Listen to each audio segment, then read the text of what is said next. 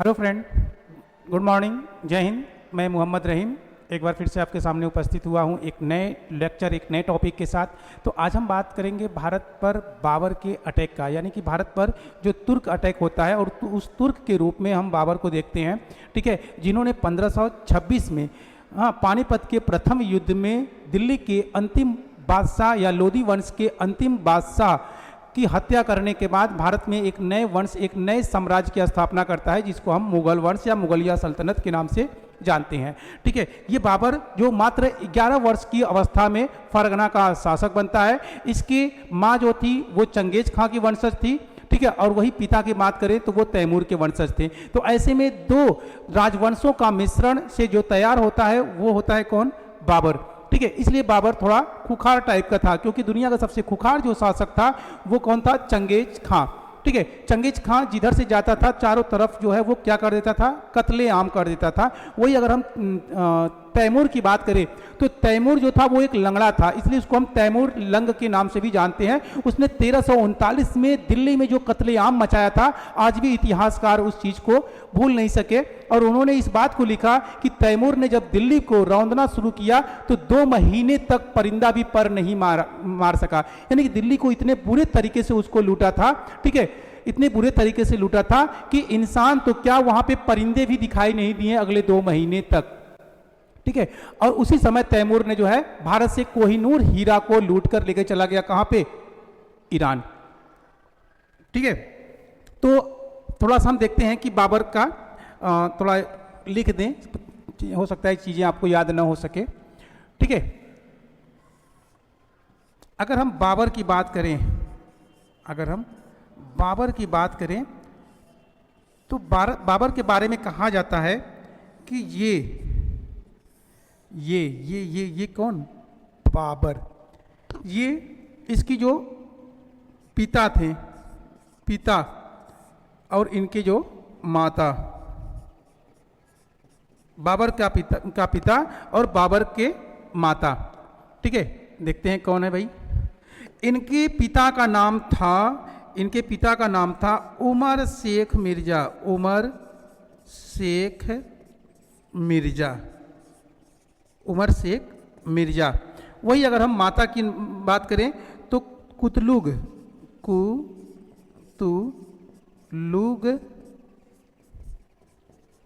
निगार खानम, कुतलुग निगार खानम।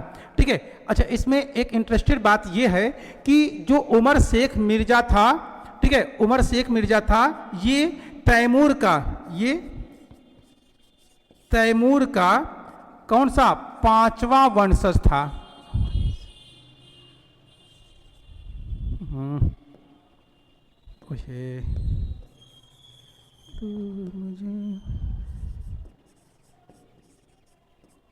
ठीक है, यानी कि जो बाबर के पिता थे, ठीक है, वो तैमूर के 5वां वंशज थे। और वही अगर हम बात करें माता की, तो माता जो थी वो चंगेज खां की, चंगेज खां का 14वां वंशज थी। ठीक है, इतने लंबी पीढ़ी थे। ठीक है, तो इस तरह से हम कह सकते हैं कि बाबर जो है वो 2 खूनों का मिश्रण से तैयार हुआ था। कौन? बाबर। ठीक है, मात्र 11 वर्ष की अवस्था में ये फरगना का शासक बनता है और धीरे धीरे जो कि सभी देशों को जीतने का सिलसिला जारी करता है, जिसमें अगर हम देखें तो बाबर, ठीक है, बाबर भारत के ऊपर, यानी भारत के ऊपर आक्रमण करने से पहले भारत की सीमावर्ती क्षेत्रों पर अटैक करता है, जिसमें वो 4 युद्ध करता है। ठीक है, 4 युद्ध में उसको सफलता मिलती है भारत के सीमावर्ती क्षेत्रों में, और उसके बाद अगला 4 युद्ध वो करता है भारत के अंदर आकर। ठीक है, अगर हम भारत के सीमावर्ती क्षेत्रों की बात करें तो उसमें कौन कौन सा उसने युद्ध किया था, तो उसमें डेट केवल लिखते हैं, 1919 में किया था, 1920 में किया था, 1924 में किया था और 1925 में किया था, जो पंजाब पर था। ठीक है, अगर हम वही बात करें भारत के अंदर, तो वो होता है, बाप रे, मैं क्या लिख रहा हूँ, बोल भी नहीं रहे हो, क्या ही बोलोगे बेचारे तुम लोग, क्योंकि लाइव तो हम है नहीं, सब में 19 मार रहे हैं। पूरा इरेज कर दे, जब तक हम साफ करेंगे तब तक इरेज कर देंगे।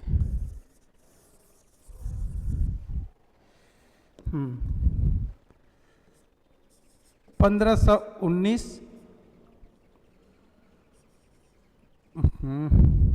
क्यों बार बार मेरे दिमाग में 19 आ जा रहा है? हाँ, 1519, 1520, 1524 और 1525, ये 4 सीमावर्ती क्षेत्रों पर अटैक होता है। और वही अगर हम देखें भारत के अंदर के साइड में, ठीक है, भारत के अंदर के साइड में, तो उसमें सबसे पहला होता है 1526 में, दूसरा, अरे यार, 1526, 1527, 1528 और 1529, ये भारत के अंदर युद्ध होता है। ठीक है, 4 सीमावर्ती क्षेत्रों पर और 4 भारत के आंतरिक क्षेत्रों पर बाबर का अटैक होता है। ठीक है, तो हम आज जो बात करने वाले हैं वो बात करने वाले हैं भारत के अंदर जो आंतरिक अटैक हुए थे उसके बारे में। ठीक है, इसको स्क्रीनशॉट लेना है तो ले लीजिए।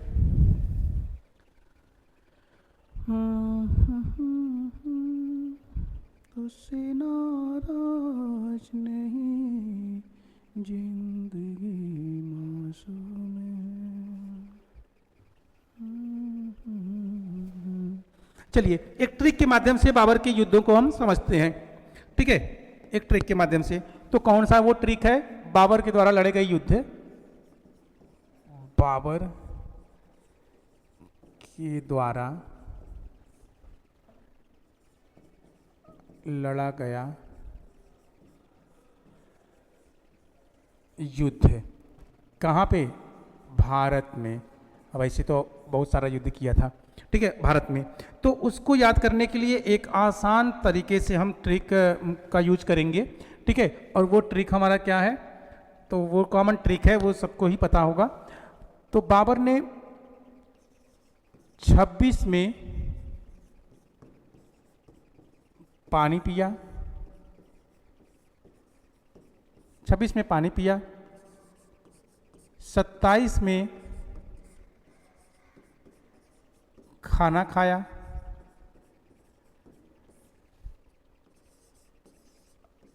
28 में चल दिया, 29 में घर गया और 30 में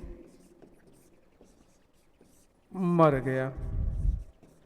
ठीक है, तो ये बाबर द्वारा लड़े गए युद्ध थे। यानी कि बाबर के बारे में कहा जाता है कि बाबर ने 26 में पानी पिया, 27 में खाना खाया, 28 में चल दिया, हाँ, और चलने के बाद वो 29 में घर गया और घर जाने के बाद फिर उसका क्या होता है? मृत्यु हो जाता है, यानी कि 30 में वो मर गया। ठीक है, अगर हम देखें तो ये तो एक वो हो गया। अब इसको याद करने का मतलब क्या है? अब ये 26 का मतलब क्या है? ये 26 का मतलब है 1526, 1527, 1528, 1529 और 1530, यानी 1530 में बाबर की क्या हो जाती है? मृत्यु हो जाती है। ठीक है, तो आइए हम इसको थोड़ा सा हाईलाइट करते हैं। अब 1526 में क्या होता है? पानीपत का युद्ध, पानीपत का युद्ध। ठीक है, और पानीपत का कौन सा? पानीपत का प्रथम युद्ध होता है। ठीक है, पानीपत के प्रथम युद्ध के बाद कौन सा युद्ध होता है? तो वो होता है खानवा का युद्ध, खानवा का युद्ध। ठीक है, खानवा के युद्ध के बाद हम अगर देखें तो वो होता है चंदेरी का युद्ध, चंदेरी का युद्ध। चंदेरी के युद्ध के बाद अगर हम देखें तो वो होता है कौन सा? घाघरा का युद्ध, घाघरा का या घाघरा नदी का युद्ध। और उसके बाद हम देखते हैं तो 1530 में क्या हो जाता है? बाबर की मृत्यु। ठीक है, बाबर की मृत्यु। आइए अब देखिए पानीपत का युद्ध, यानी 1526 में बाबर ने पानीपत का युद्ध लड़ा था और इसी पानीपत के युद्ध में उन्होंने किसको पराजित किया था? तो उन्होंने दिल्ली सल्तनत के अंतिम सुल्तान या अंतिम बादशाह, जिसका नाम था क्या? इब्राहिम लोदी। इब्राहिम लोदी न केवल दिल्ली सल्तनत का अंतिम बादशाह या सुल्तान था, बल्कि लोदी वंश का भी वो अंतिम सुल्तान या शासक था। हाँ, तो मैं बात कर रहा था पानीपत का युद्ध। तो पानीपत के प्रथम युद्ध में बाबर ने किसको पराजित किया था? इब्राहिम लोदी को। जैसा कि मैंने बताया कि इब्राहिम लोदी न केवल लोदी वंश का अंतिम शासक था, बल्कि वो दिल्ली सल्तनत का भी अंतिम शासक था, दिल्ली सल्तनत का अंतिम सुल्तान था। ठीक है, हमने बताया था कि दिल्ली सल्तनत का प्रथम सुल्तान इल्तुतमिश था और दिल्ली सल्तनत का अंतिम सुल्तान जो था वो कौन था? इब्राहिम लोदी। ठीक है, और दो ही, पूरे दिल्ली सल्तनत के 5 राजवंशों में केवल 2 ही ऐसे शासक थे जिन्होंने सुल्तान की उपाधि धारण नहीं किया था। वो था कुतुबुद्दीन ऐबक और खिज्र खां। ये दोनों जो है कि सिपह सालार के तौर पर शासन किए, यानी कि अपने ऊपर जो भी थे या कह ले कि एज ए गुलाम के तौर पर उन्होंने शासन किया, या उनको लगा कि हम वो सत्ता के लायक नहीं है या उनकी बराबरी करने के लायक नहीं है, इसलिए वो जो है सुल्तान की उपाधि धारण नहीं करते हैं। ठीक है, तो पानीपत का प्रथम युद्ध कब होता है? 1526 में, जिसमें बाबर ने किसको पराजित किया था? तो उसने पराजित किया था इब्राहिम लोदी को। इब्राहिम लोदी को। ठीक है, इब्राहिम लोदी को। उसके बाद 1527 में आता है खानवा का युद्ध। अच्छा, खानवा के युद्ध से पहले आपको जानकारी के लिए मैं ये बता दूं कि भारत पर आक्रमण करने के लिए, अटैक करने के लिए बाबर को आमंत्रित करने वाला व्यक्ति कोई और नहीं, वो कौन था? राणा सांगा। मेवाड़ का राजा, मेवाड़ का शासक राणा सांगा ही था जिन्होंने भारत पर आक्रमण करने के लिए न्योता भेजा था। किसको? बाबर को। और ये बात कोई इतिहासकार नहीं, बल्कि बाबर ने खुद अपनी आत्मकथा तुझके बाबरी या बाबरनामा में मेंशन किया हुआ है। ठीक है, तो इसका भी सोच, यानी राणा सांगा का भी सोच वैसा ही सोच था जैसा कि दिल्ली सल्तनत के पहले जयचंद्र का होता था या हुआ करता था।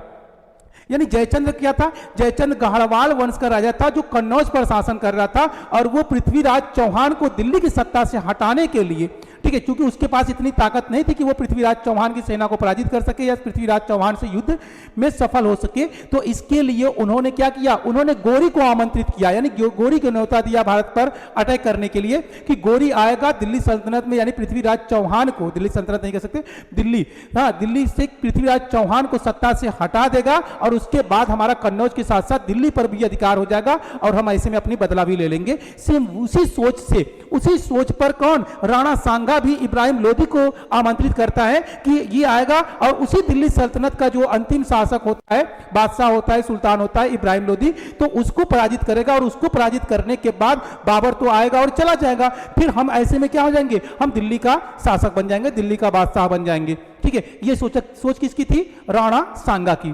ठीक है, तो यहां पे अगर देखा जाए तो ये भी भारत का एक देशद्रोही था। कौन? राणा सांगा। ठीक है, हाँ, अब इसके पहले इसके बाद हम देखते हैं देशद्रोही के तौर पे कौन आ जाता है? मीर जाफर आ जाता है। ठीक है, जिसकी वजह से भारत में कौन आ जाती है? ब्रिटिश आ जाते हैं। ठीक है, तो मुगलों को आमंत्रित करने वाला कौन था? राणा सांगा। अच्छा, तो ये किसके शासनकाल में होता है? खानवा का युद्ध। आमंत्रित यही वहां से करते हैं और इन्हीं पर ही भारी पड़ जाता है फिर कौन? बाबर। तो ये कौन है? राणा सांगा।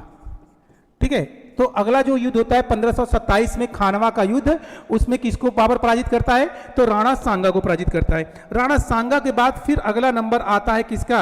अगला नंबर आ जाता है चंदेरी का युद्ध। 1528 में चंदेरी के युद्ध में बाबर ने किसको? मेदिनी राय को, मेदिनी राय, ये राजपूत राजा थे, मेदिनी राय को पराजित किया। ठीक है, किसको? मेदिनी राय को, मेदिनी राय को पराजित करता है। उसके बाद अगला नंबर आता है किसका? अगला नंबर आता है महमूद लोदी का। ठीक है, महमूद लोदी का।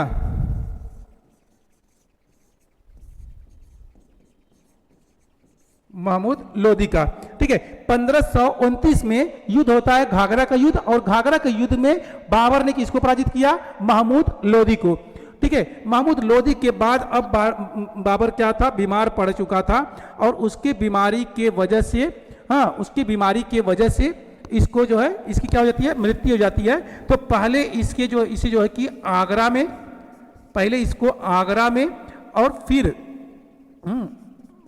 फिर यानी कि बाद में कहाँ पे, लाहौर में, लाहौर में दफनाया जाता है।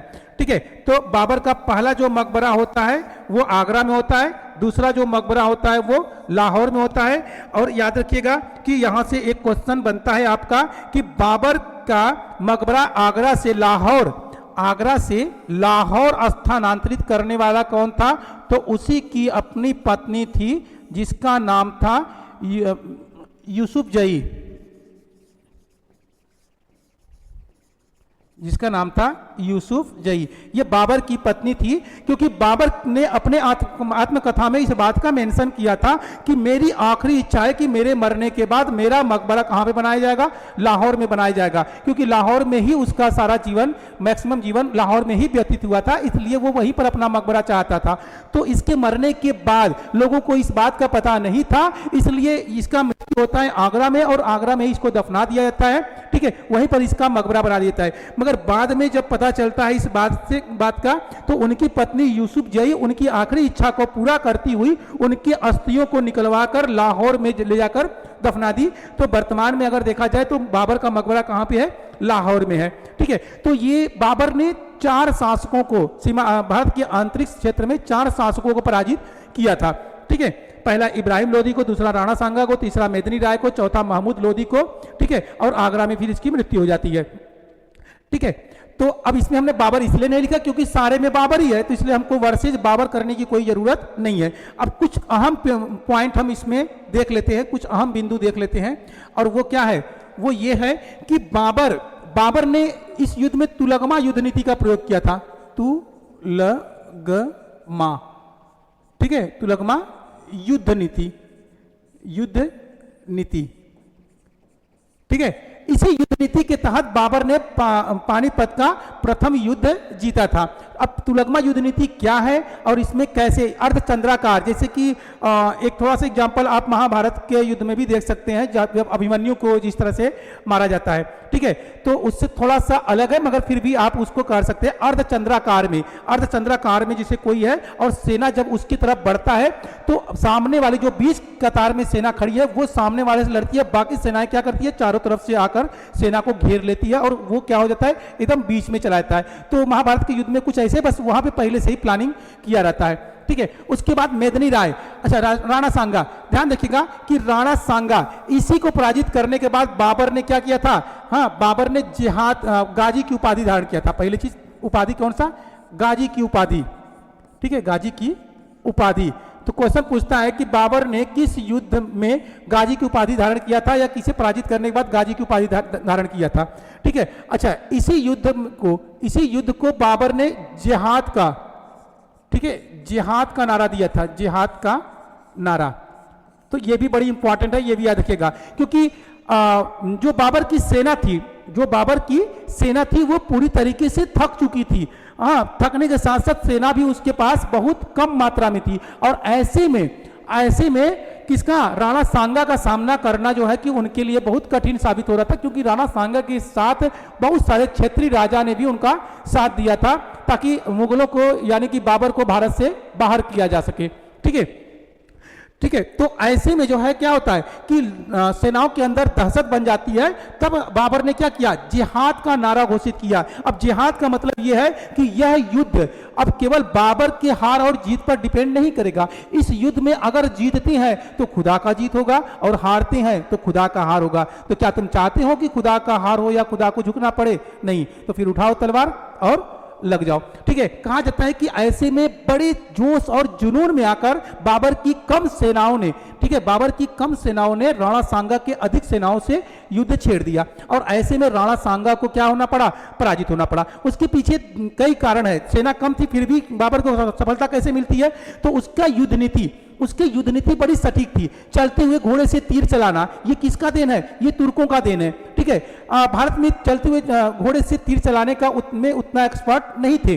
ठीक है, जो मंगोल होते थे वो रुकते ही नहीं थे, रुक के खाना खाते ही नहीं थे। एक तरफ जो है वो तलवार चला रहे, दूसरी तरफ वो मांस का टुकड़ा जो है मुंह में चबाए हुए चल रहे हैं। तो वो उनका खाना पीना सब घोड़े के ऊपर ही मैक्सिमम होते थे, वो कभी रुकते ही नहीं थे, बस चलते रहते थे, बस रेस्ट कुछ समय के लिए रेस्ट वगैरह लेते थे या सोने के लिए, नहीं तो जो मंगोल थे वो इसी तरह से युद्ध करते थे।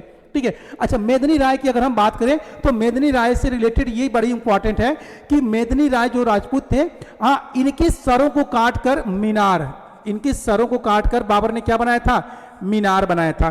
मंगोलों ये प्रथा शवों को यानी कि सरों को काट कर मीनार बनाने की प्रथा बाबर ने किससे सीखा था? मंगोलों से सीखा था। मंगोलों में यह प्रथा प्रचलित था कि जो जितना बड़ा मीनार बनाएगा उसे उतनी बड़ी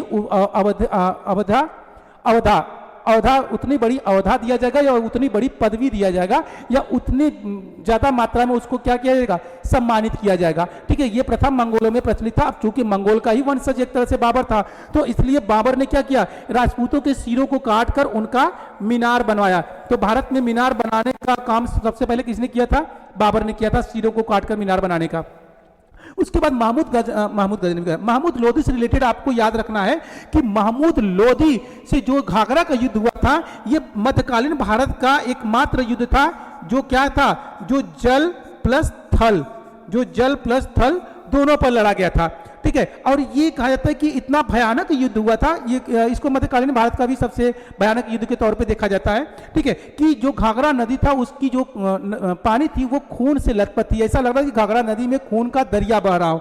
ठीक है, तो ये कुछ अहम पॉइंट है बाबर से रिलेटेड जिसको आपको थोड़ा याद करने की जरूरत है। ठीक है, तो इस ट्रिक को मैं यहीं पर समाप्त करता हूं, फिर नेक्स्ट लेक्चर के साथ आपसे मिलेंगे। तब तक के लिए जय हिंद, जय भारत।